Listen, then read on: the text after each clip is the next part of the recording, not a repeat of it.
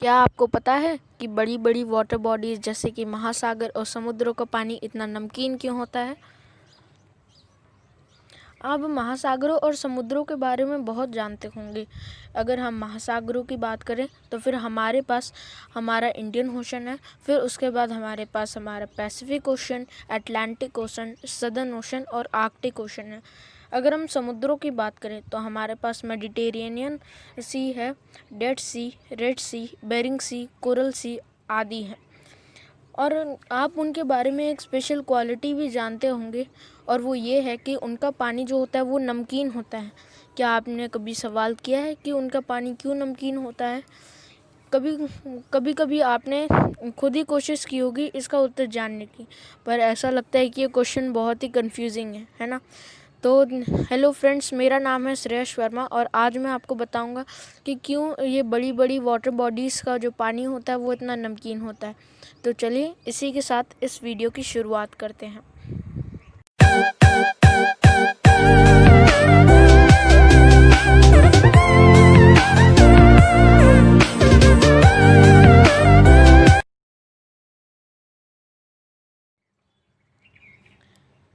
अब हम बढ़ते हैं हमारे सबसे पहले प्रोसेस की तरफ में। ये जो बड़ी बड़ी वाटर बॉडीज़ होती हैं इनका पानी दो प्रोसेसेस की वजह से होता है, जिसमें से पहले प्रोसेस में हम वाटर साइकिल को भी देख सकते हैं। जब पानी एवोपरेट होके बादल में जाता है तो फिर वो वहाँ पे कंडेंस होता है, और जब बादल में बहुत सारा पानी भर जाता है तब बादल में से फट के वो सारा पानी सीधा नीचे धरती पर गिरता है।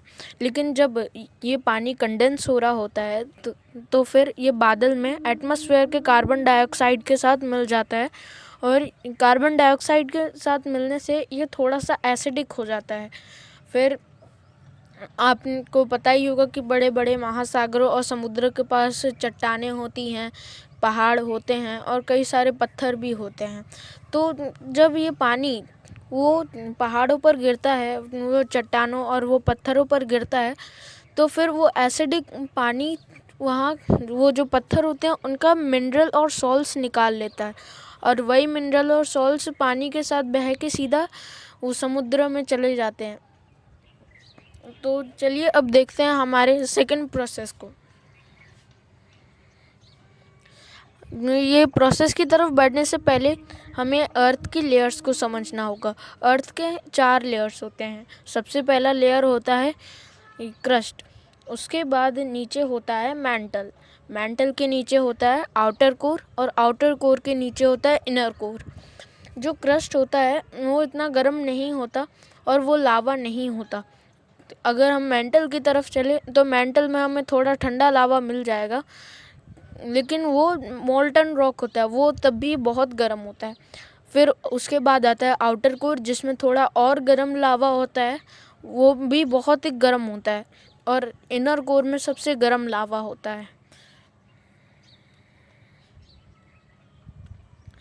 इसका मतलब हुआ ये कि ओशन वाटर बेड जो होता है वो लावा के बहुत नज़दीक होता है, क्योंकि उसी के जस्ट नीचे हमारा मेंटल होता है, और जो ऊपर क्रस्ट का जो ऊपर उठा हुआ पार्ट है वो है लिथोस्फीयर, जिसमें हम रहते हैं।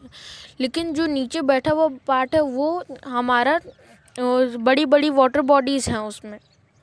तो अब हम बढ़ते हैं प्रोसेस की तरफ। तो प्रोसेस ये है कि जो पानी है वो वाटर बेड में जाता है, और वाटर बेड के बहुत ही पास होता है मेंटल का लावा। तो वो लावा से जो पानी होता है जो वाटर बेड में गया होता है वो बहुत गर्म हो जाता है, और आपको ये पता ही होगा कि जब पानी गर्म होता है तो फिर वो इवेपोरेट होना लगता है, और जब बहुत ही गर्म हो जाता है तो फिर वो बॉयल होना शुरू हो जाता है। तो फिर मेंटल के लावा के तो बहुत पास है वो, प्लस लावा का इतना ज़्यादा टेम्परेचर होता है, इसलिए जो वो पानी है वो बॉयल होना शुरू हो जाता है।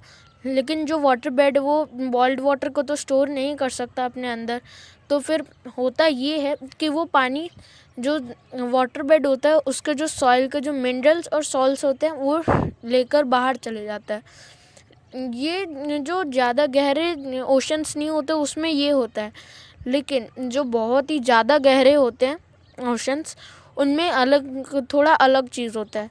जब वो पानी बॉयल होने लग जाता है तो फिर वाटर बेड में होल बन जाता है और उस होल के ज़रिए वो जो पानी होता है वो बबल के रूप में वो दूसरे वो वाटर के पास जाता है और वो बबल में ही वो वाटर बेड के मिनरल्स और सॉल्ट्स लेके निकलता है और वही मिनरल्स और सॉल्ट्स ओशन में मिल जाते हैं, इसलिए पानी नमकीन हो जाता है।